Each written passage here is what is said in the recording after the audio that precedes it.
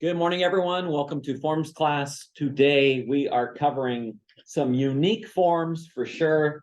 This is our Form 18 and 19, and we're going to be going over some of the other forms that are considered supplements for specific things that will be required in the event that you have an undisclosed seller or you're not going to allow offers in person to be presented, or a bunch of those little ones. We're going to kind of dive in and look into those as well. So as we always do in Forms class, let me share my screen. And we go into the Forms library and we will teach off of the manual. The manual is what we always use. Here's a copy of just the forms themselves. Ooh. Where did it go? Oh, come here. Can you guys see our screen still? In Zoom? All right, just making sure. All right, so let's go ahead and start in on our Form 18. Form 18 is the amendment to the exclusive sale and listing agreement. And here is the general comments. Use this form for amending, extending, or adding to the listing agreement. B, extensions. Although you can use the listing status report, MLS Form 19, which we're going to review next, to extend a listing if the listing has not expired, Northwest MLS recommends you use this form instead if the listing has expired. You must use this form or use a new listing agreement. So in the event it's expired, you're supposed to use this form, the Form 18. We recommend you actually use the 18 and the 19 when you're extending, because typically you're making other changes too. Most of the time, it's not just an extension, even if the listing's still active. You do that same thing, don't you guys? You do 18 and 19s?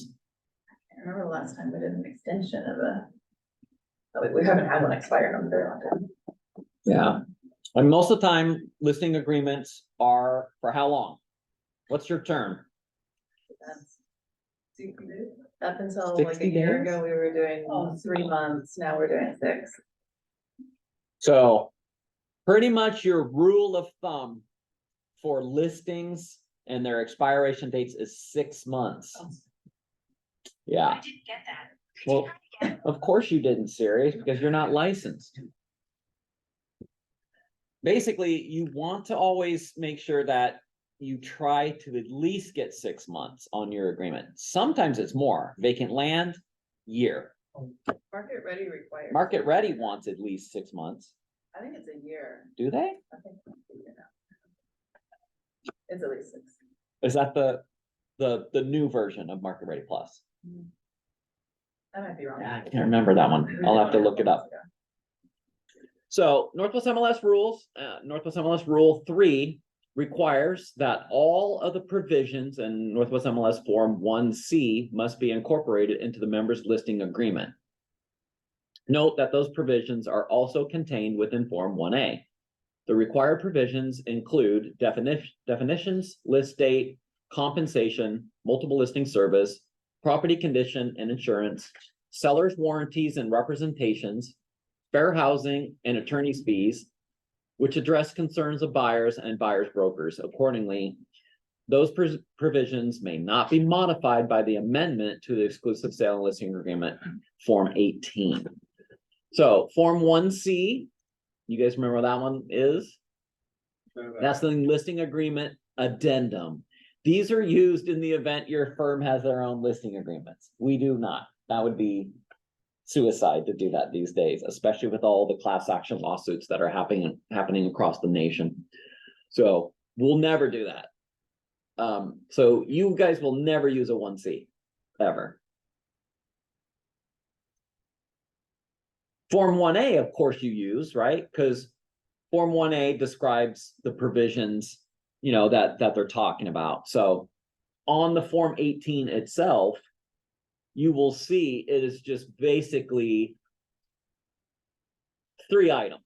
You got your price change, So this is if you're doing a price adjustment.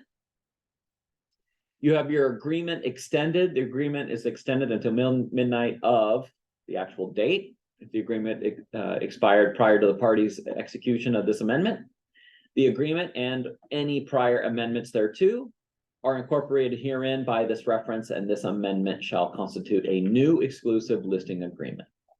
And then you have your blank addendum, basically, which we're going to talk a lot about this one.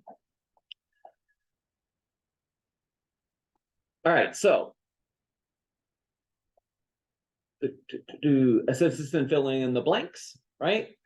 The listing agreement date, of course, at the top, seller's name, the firm name, property address, street and city, price change. So number 5, if this amendment is to change the price of the property, check this box, insert the new price in the blank. Let's talk about price for a second. So in Northwest MLS rules, there's, I can't remember the rule number. I should, because it gets violated from time to time. It's basically where a broker will cancel the listing and then they relist the property. So why would someone do that? Why does someone want to cancel a listing and then immediately relist it? You guys know why you would want to do that? Don't answer, Kristen. Let's see if other people know.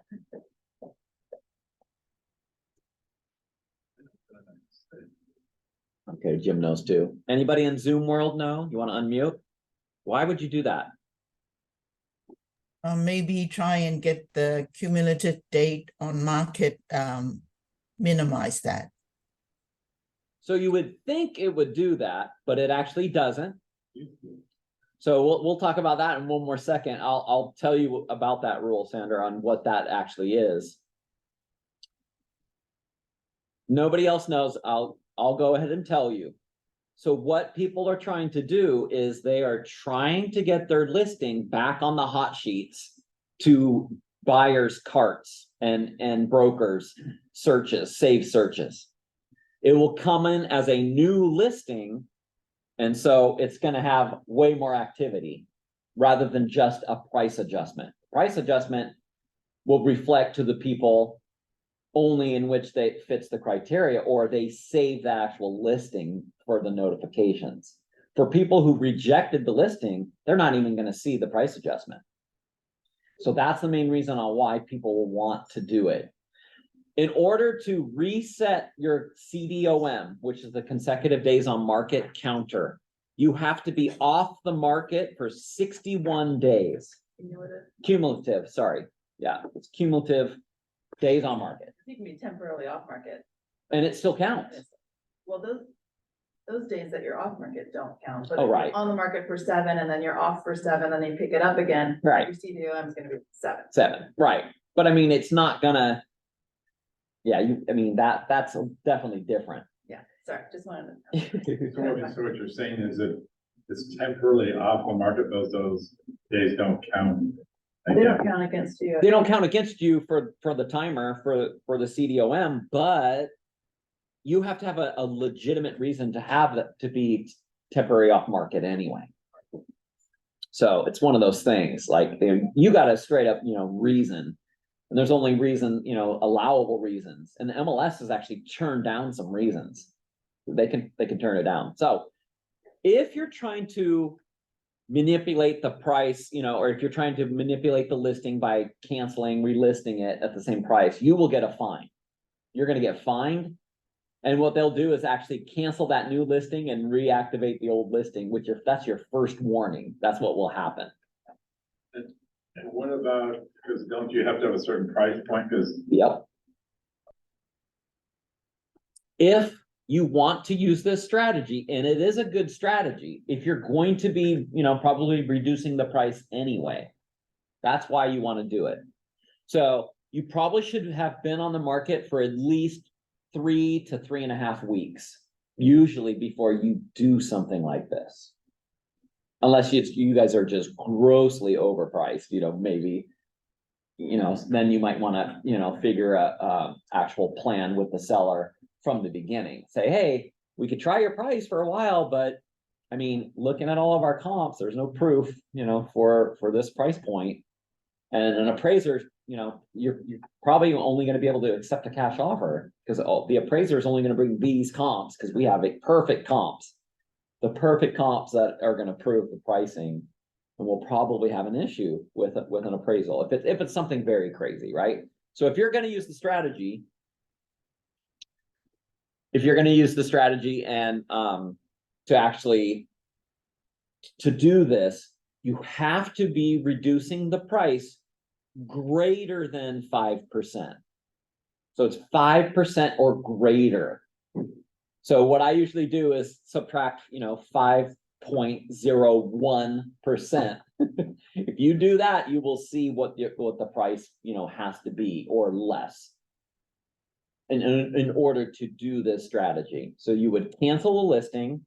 You're going to use the form 19, cancel the listing, and you're going to sign a new 1A, because the listing's going to be canceled, so you have to have a whole new listing agreement.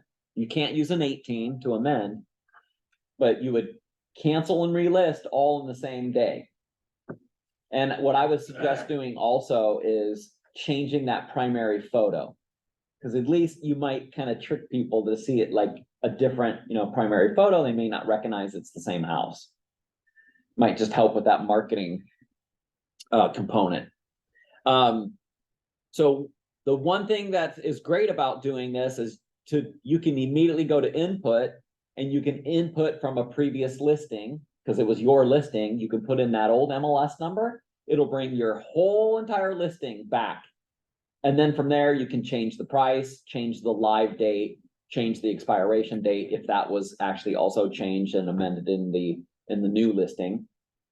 And then you can even bring in all your same photos. You can transfer those directly back in. The only one pain is you will have to re-add all the supplements. You have to re-upload all of them. So that's the only pain.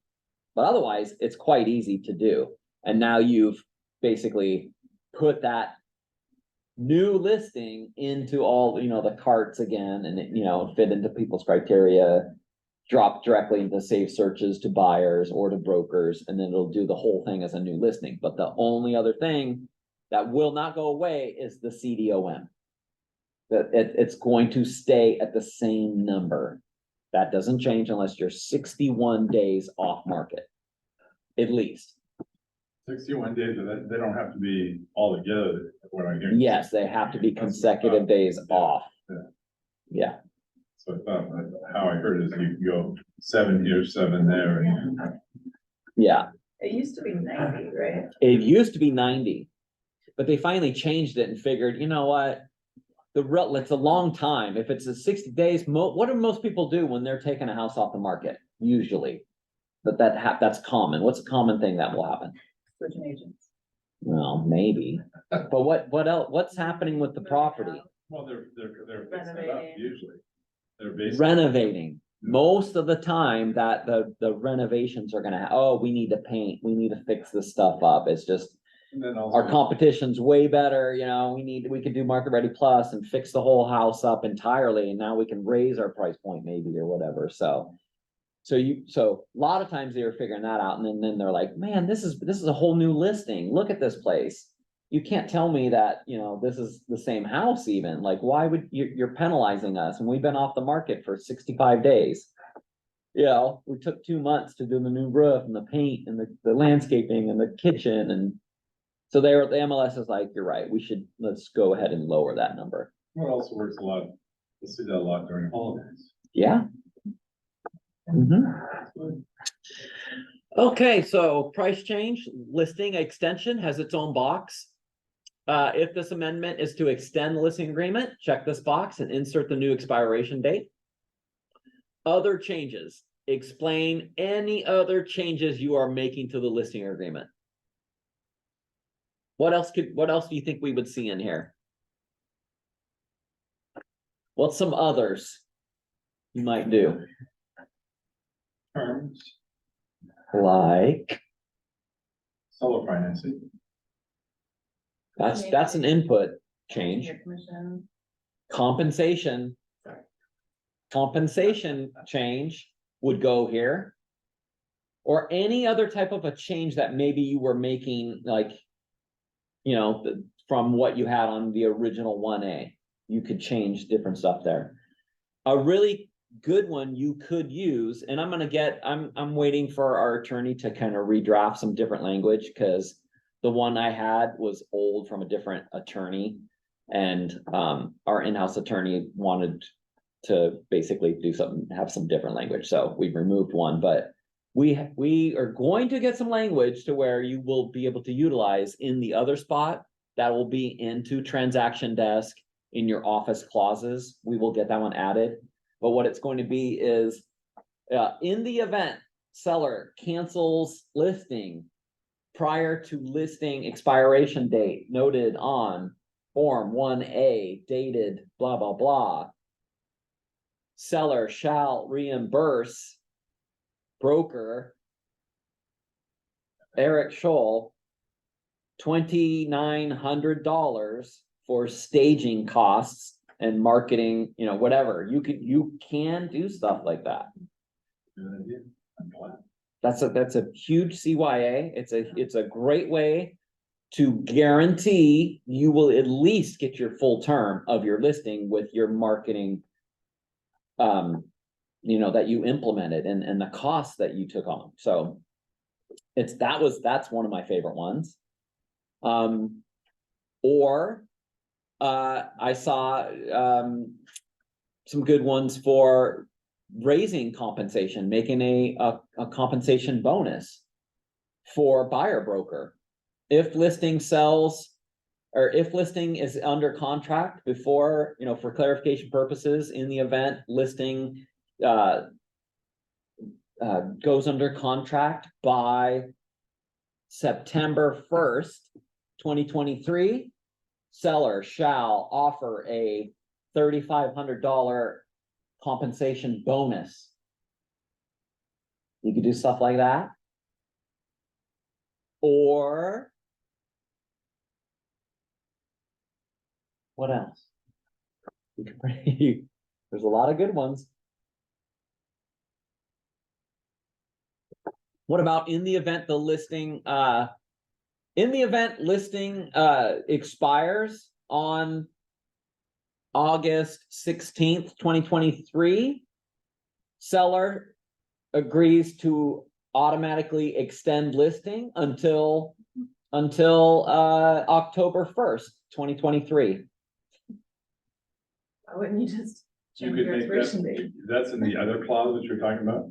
Yep, So could do an automatic extension. Well, could you, and maybe you already said this, I didn't hear, but could you, for the other than clause, because they only give you 30 days to put it on the market. Yeah, thank you. I was waiting for someone to bring that one up. That's what I was looking for. Yeah, because that one's so huge, because, Mhm. basically 30 days, if you're doing improvements, especially if you're using licensed contractors and trying to get them out there, Yeah, it could take, it actually more like 90 days. yeah, you get the bonus, Jim. That's the one I was waiting for. Right. So in the event, you guys know on your 1A, you only get 30 days from the time the listing agreement is mutual between the seller and the firm to get that listing live on the market.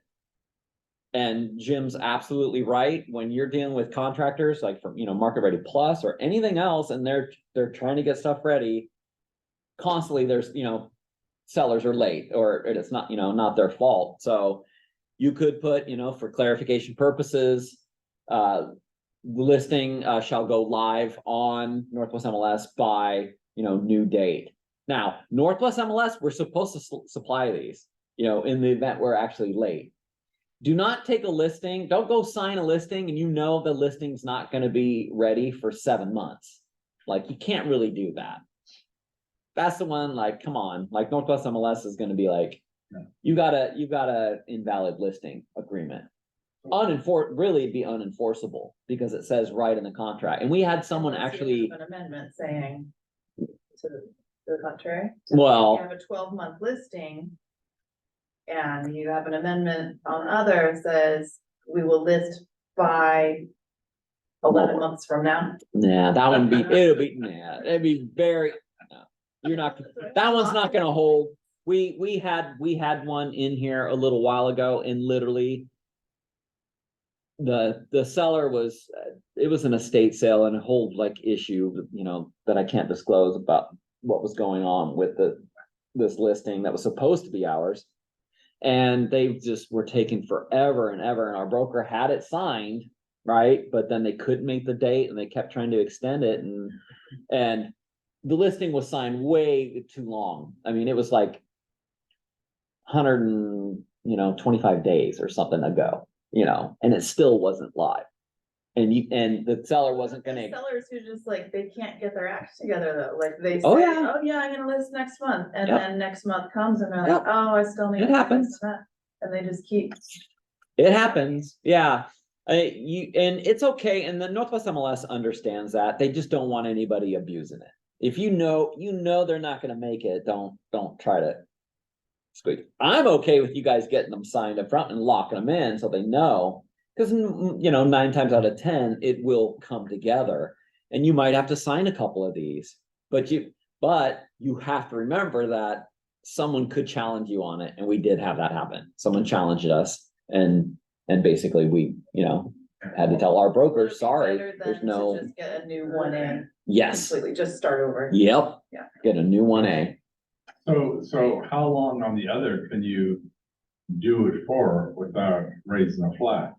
30 days, 60 days? 30 is your max on the boilerplate language on the 1A. So you've got 30 days to get it live. If they're gonna miss it, you know, and you're like, oh no, try to get a solid date as possible, you know, give yourself a little buffer and say, you know, for clarification purposes, the, you know, listing live date identified on, you know, Form 1A line, I don't know what it is, 19, 20 something. Yeah. Is hereby extended, you know, to such and such date, signed on the Form 18. Now, you know, you extended it. But you can't put TBD. You can't leave it blank because you don't know. That is not how it's supposed to work. If you know it's a max of 30, just write the 30. And then go ahead and then do your Form 18, you know, a little bit later. But we just have to have the proper documentation in the event that Northwest MLS calls for it. Like, hey, we need to see the 1A on this. And we need to see the 18. Oh, they're dated the same day? That doesn't make sense. So, stuff like that.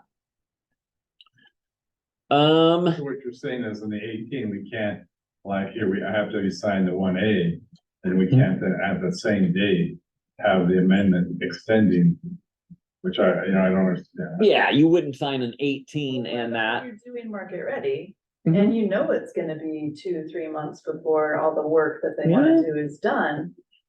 Yeah. You, Get it signed, put it for 30, because that's the max. If it's, but you can't just do the 18 at the same time, say, I know that it's not gonna be ready in 30 days. it's a judgment call. I mean, the Northwest MLS is probably gonna say, sorry, I mean, your max is 30. You can't sign an extension on the same day you're signing your So contract. do you know why did they just put that 30-day? I know that you said Lennox did that, but I would like this in at least be 90 days, because I think that's about. Lennox tried, I think, for 90 or 60 or Right. something like that. He definitely, I know for a fact that when he submitted all the, you know, the information and all the documentation to show the Northwest MLS on why that needed to be extended, which, yeah, I should mention that. The whole reason that you guys even have 30 days is because of Lennox Scott, our president. He went to the Northwest MLS and said, this has to be changed. Because constantly as soon as the market, because that went into effect, how long ago? Was that like 2012 It was or a while back. 14? Yeah, I mean, I don't think it was quite, yeah, it was. Somewhere in there. To be like It was zero, pre-COVID. like you had the list. Yeah, no, it was, now. it was zero. You had 48 hours. You had 2 days to have it on live. You couldn't have a 1A signed before, It's the same thing. wow. Yeah. So it literally was 24 hours. You get the listing signed. You have to get everything done, hurry, and then get it on the market, because that's your agreement with the Northwest MLS, that you will have it live within the 2 business days, basically. But yeah, he went to the Northwest MLS and said, let's get this changed. constantly brokers, because you know what's happened, and people would be like, well, we can't do paperwork because obviously you need 2 more weeks to finish the house up. So as soon as the house is ready, I'll come back, we'll sign the paperwork, we'll have the photographer come, and then what was happening? People were fixing their houses up, neighbors were coming over like, wow, Jim, looks like you got, man, your whole outside house looks brand new. You're not selling, are you? Well, matter of fact, I am. No way. You know, my sister's been trying to move in this neighborhood for 19 years and she needs a Rambler. Here's the Rambler. How much are you selling for? 500,000? Well, that's awesome because that's her price range. You know, I bet you she would just buy it. You don't even need to list it. Yeah, that's a great idea. It'll save you all that money and commissions and everything. So then the broker would come over and like, okay, we're ready for photos. And they're like, oh, Kristen, I'm so sorry to tell you, I can't believe it, but our house sold. What? What do you mean? I didn't even list it yet. So this was going on left and right. I mean, it was just happening all the time. And people were like, I paid for photos. I sent my contractor and moved them off another job. All the stuff was happening behind the scenes that people didn't realize. So Lennox got it changed. He wanted 90, I think, and then they talked about possibly doing 60, and then MLS said, you know, we're gonna land on 30. So that's what they got. Better than 2. Yeah, it's much better than Well, it's better, yeah. 2 better business than days. Yeah, but it's still. Yeah. All right, so that is Form 18. Obviously, the seller would have to sign. John L. Scott Inc. would go on here, and then you would sign. Make sure if it's anything that you guys are signing, you always sign first. Because as soon as the other person signs, what do you got? A new contract. Mutual, that's right. So make sure, don't delay. Don't delay in signatures if it's on you. It should be signed always first by you if it's a document that needs or requires your signatures. All right, so there is the 18. Let's jump over to the 19. Why do you have to have both of those signed? We're going to get into that. So Form 19 must be used to make certain changes to your listing. B, canceling a listing. This form can be used to cancel a listing. The form only cancels the status of the listing in the MLS system and does not release the listing agreement. Oh, wow. When canceling a listing, brokers should review and also consider using the conditional release of a listing, Form 52. And that has the tail end provision for in the event that someone basically came to the house and through your means of marketing, that the seller would still owe compensation. So canceling of a listing is going to require more signatures. So it's going to tell you whether or not a manager has to sign these forms. Price change. Does it say that we have to sign this? Nope. No. The firm does not need to sign for price changes. The only ones that it's going to say, it will say DB or branch manager signature required on any of the other fields. So it's going to tell you whether or not we need to sign off on the changes. I still get people who will send me stuff to sign. And Jim does too. All right. Extending a listing. This form can be used to extend a listing if 1, the listing has not expired, and 2, this form is signed by the sellers. You cannot extend an expired listing with this form. To extend an expired listing, you must execute a new listing agreement or the relevant provision in MLS form number 18, amendment to listing agreement. Although this form may be used to extend an expired listing, Northwest MLS recommends that you use Form 18 for this purpose. So they're telling you should use an 18 and a 19 to extend. So that's what you're supposed to do. What does the attorney say? Well, the Northwest MLS attorney, helped draft that language, Right. the state for the rules. Right. So our attorney would say the same thing. Yeah.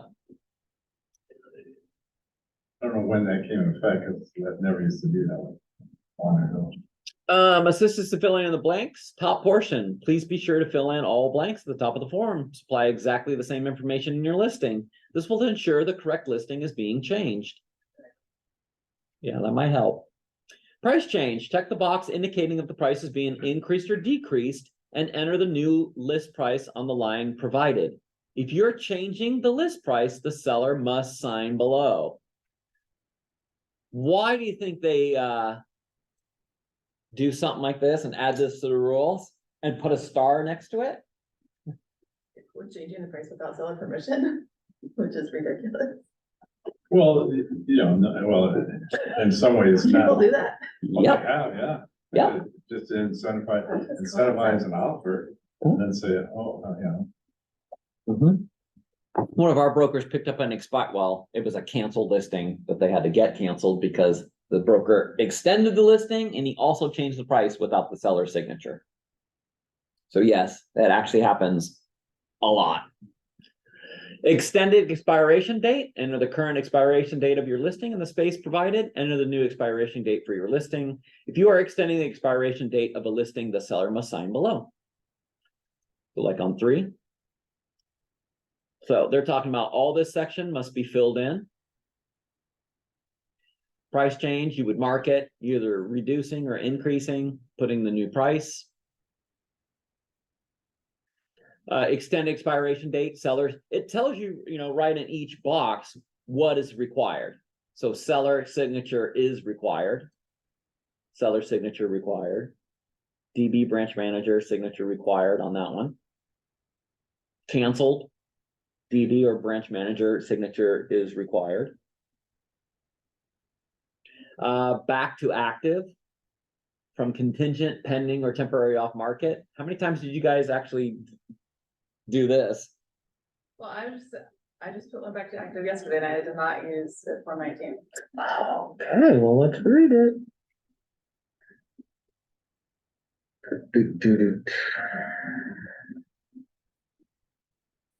If the previous sale failed and the property is back on the market, then fill in the back to active date, which is the date the sale actually failed.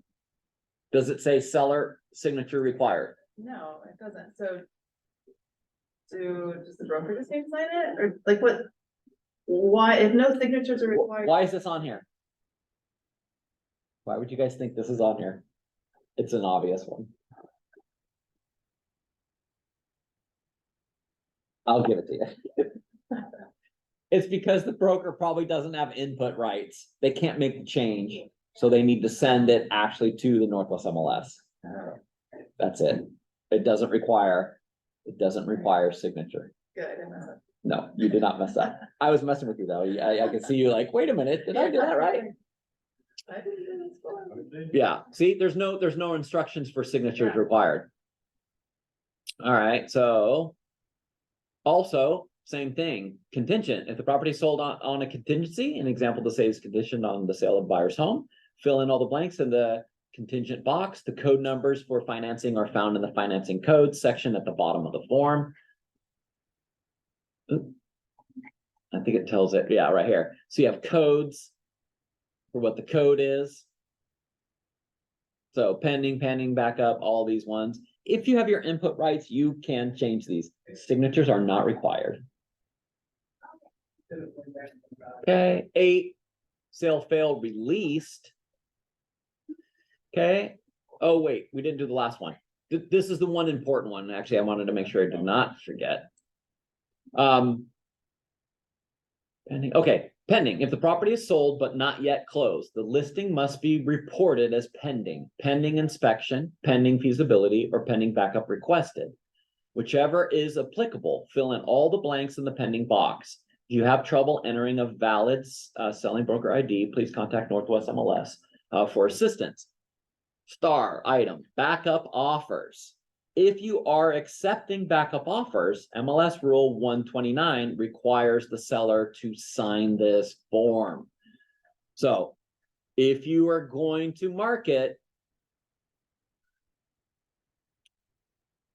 pending backup requested, then a seller signature will be required. So you will have to have the Form 19. Why do they do this? Sellers make sure sellers know what's going on. Yeah, I mean, that's kind of little of the part of the office point, but why would they say a seller's got to agree to this?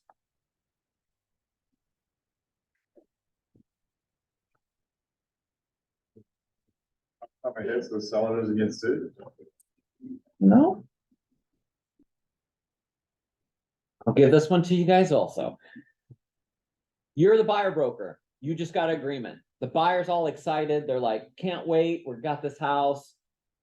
All of a sudden, they see the status go in as pending backup requested. And the buyer's like, why did they change the status to that? I'm going to buy the house. Do they think we're not going to go through with buying the house? Boy, that makes me feel terrible. And then the buyer broker's like, yeah, I have no idea why they did that. We have our inspection coming up, and I wonder if they're even going to do anything for the inspection. So then the buyer's like, maybe we should walk. I don't know. These people just don't seem, like they want to move forward. Or why do they think we're not closing? That's part of the big reason behind it. If the status is going to change to allow to have backup offers, the seller has to know. And we have had this issue of the risk, yeah, because the buyers could. I mean, how do brokers feel? Definitely, how would you feel? Well, it depends on, because a house goes in the market with multiple offers accepted. You used to see a lot of those backup offers. Yeah, but if you got multiple offers, why aren't you signing a backup in the very beginning? You don't need to change the status to that. I think we've only ever done it, like, if there's a pretty shaky deal that we've gotten and we've talked to the other broker, Yeah, like. maybe if there's issues, right? Or something's going on and why you would do that. Yeah. That's exactly right. So see, some brokers were just changing the status, not doing it. And then all of a seller, and I have seen this situation. The seller had no idea. Our buyer was ticked. Our broker was mad. Like, why do they think we're not going to close? Like, this is not cool. So buyer wanted to walk. Seller ended up calling us. Hey, why did my broker said, some kind of crazy reason why the buyer's walking? I'm like, well, to be honest, the real reason why, because you guys changed it to a pending backup requested. The buyer got offended. They were like, why do you think we're not going to close? And then our broker was not happy either. And because of the response from your listing broker, seller canceled their listing. Yeah, they ended up canceling their listing because they never signed anything. And we said, oh, well, you have to sign a form to even allow to be able to do that. I didn't sign anything. So don't be in that situation where you're thinking you're doing something good and you actually are, could be causing harm to the transaction. So that is the only one in the status. Otherwise, you do not need signatures for any of the other ones. You are supposed to change statuses when? What's the rules? Do you guys know? 48 hours? 1 business day, No, 2 business days. 48 hours? no, 24. no, 36, 72, No, 90. no, Our power- in a timely manner. Oh, What does the MLS want? When should you? right away. Right away. You want great data, right? The data's only as good as the data's input, correct? So if stuff's going in late and you guys are, relying on that information and it's not correct, that's not good. So you are supposed to change the status in a timely manner. And if it's the next day already, to me, that's bad. You're not supposed, really, it should be the same day. Now, I know sometimes there can be circumstances and like, oh no, it sounds like this isn't gonna, like, all of a sudden now the buyer's trying to waffle. We just got mutual today and it sounds like they're walking. And then you're like, we might wait till tomorrow to make, I understand that type of situation. Don't change it, maybe then, and you're trying to work maybe a backup offer and get it, together. Stuff like that can happen, but normally, 9 times out of 10, you should be getting those changed. If there's no situation, it should be immediate. Because there's mutual retreat. Yeah. Contingent. Can you keep the status active on contingent properties? No, But why not? The house isn't really sold. They can't really buy the house until they sell their house. They haven't sold it yet. I want to get more people in the house. Can't I? well, you can get more Should people have out. bumped the other fleet. Is that for a contingent? Sell it twice. Because of the disservice to the buying brokers. Contingent must be contingent. You cannot have it any other status. Someone tried to get by it. Oh, they've tried. So what is it? So if someone does that and you're a buying broker and you find that out, you just report them multiple and say, hey. Yeah, if you had to. They- So, number 5, contingent, if the property sold on contingency, the sales condition on the sale of buyer's homes. We had already read this one. Fill in all the blanks in the contingent box. The code numbers for financing are found. Now, you don't need to do the code numbers because, see, number 5 doesn't have a instruction for the seller to sign. You just have to put in the numbers. This is only if you don't have input rights, but the same thing. And you will have to input that. It asks for the financing anyway, I think, when you're inputting the status change, does it not? I think so. Yeah. Sold, closed sales.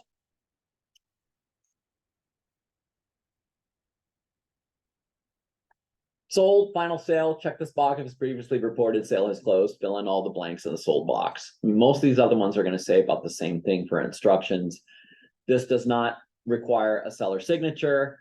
Were there seller concessions? This is all done via changing the status automatically. You're going to have to input these. So if you have input rights, you can input this information. But again, make sure you're doing it on the same day so that it's accurate. All right, number 11. Rented, same thing, put in the date. When was it leased and how much was it leased for? Canceled, that requires DB signature. Sale fail release, this one too. Buyer broker firm compensation changes, seller and DB or branch manager signatures are required. So yes, we will have to sign off on that one. So will seller. Is it better to use 19 for compensation change rather than 18? I use both because compensation, I mean, this is where the input of it is only only there. Because remember, you're amending the listing. This isn't amending the listing. This only amends what? No, what's it amend? We read in the very beginning of the instructions. Status. It only amends the status in the Northwest MLS, not the listing agreement. So that's why you need the 18 and the 19 for that one also. All right, and then other changes, check this box if other changes are to be made on the listing. Then under field name, enter the field to be changed, enter the change information under new information. So 13 is kind of one of those catch-alls. You got to write it in. Additional space required, see attachment. You needed to do that.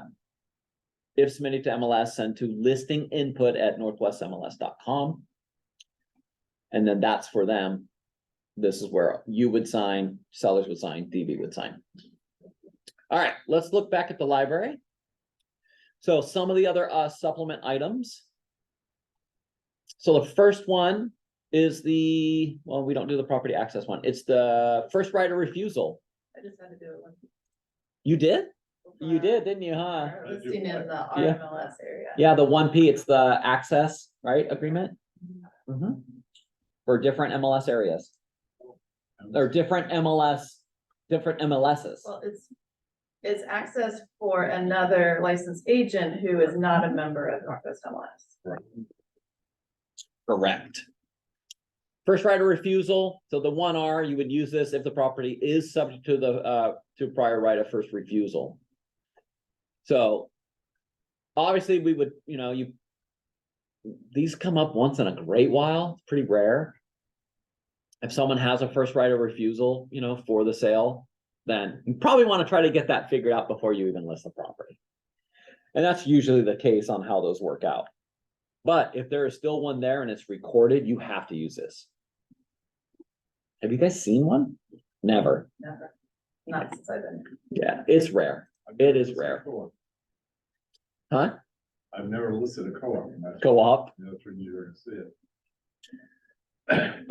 Appointment of sub-agent. This is the 1S. Let's see. Seller authorized firm to appoint, selling listing broker, with respect to the property agreement creates an agent with listing broker and any firm's brokers. Listing sub-agent firm appoints sub-agent to act on seller's behalf of seller's agent with respect to the property during sub-agency. So in the event we have to transfer to another broker, we would have to do that with this. Is that like, you're gonna go on a 3-month trip to Africa and You had an agreement already, we're somebody gonna, else to take over. Yeah. your Client. yeah. So that one's also a very rare one. Form 2, so these are the other ones. Oops, I opened up the wrong one because this one does have a manual. Form 2 is the LOA, letter of authorization. This is what you would use if you're listing a plat. If you're getting authorization to list over a whole community.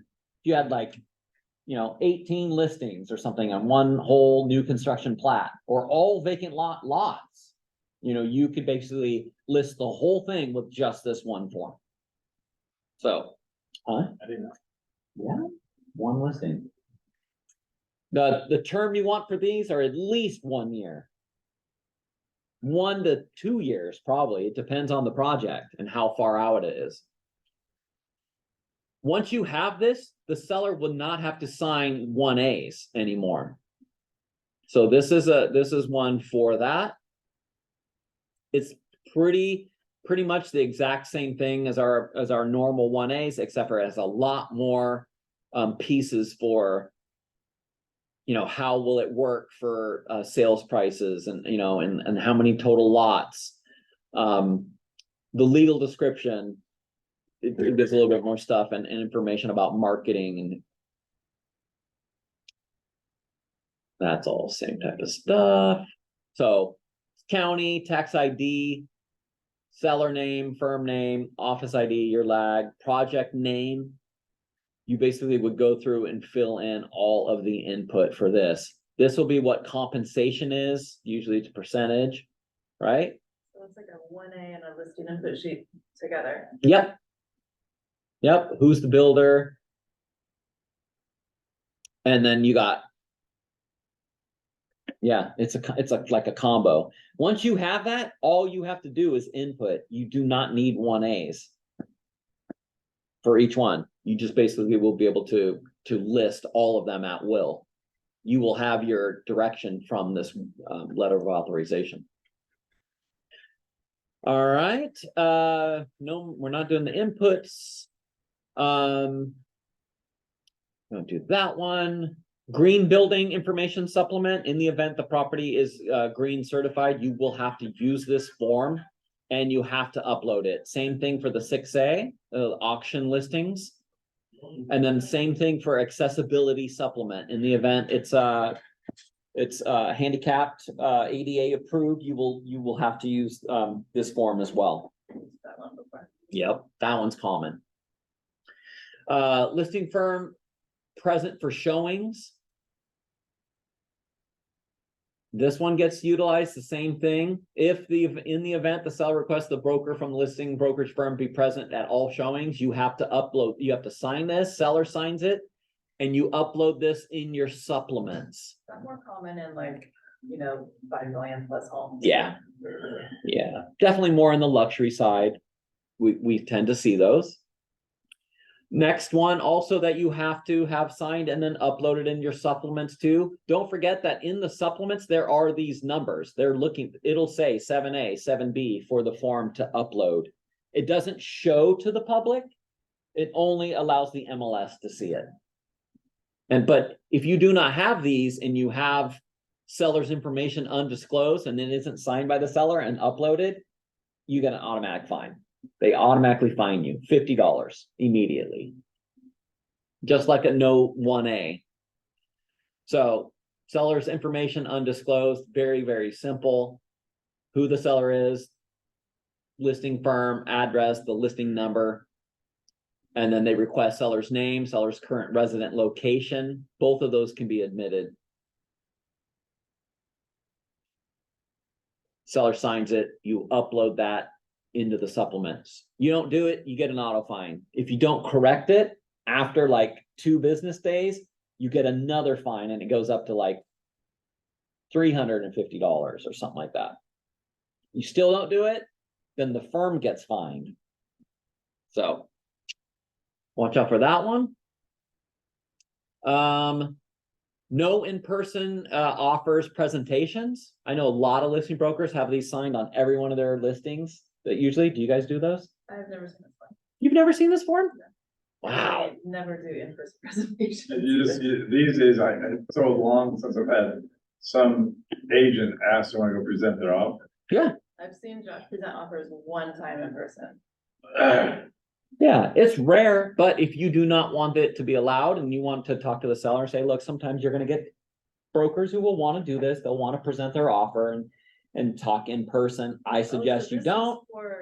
Okay. This Yep. is for the. It's a restriction on sale agent to go presenting present. In person to the Right. seller. Yes. Okay, yeah, we've never had that. Yep. So seller requests the listing brokerage firm prohibit in-person offer presentations to seller by buyers and buyers brokers.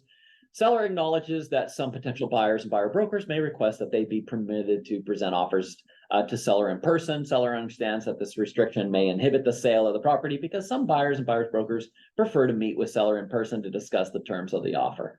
So seller doesn't want that. You don't want them to have that. You can explain that and then get that signed by the seller. You would upload this into the 7C slot. And then you would also in the input mark that no in-person.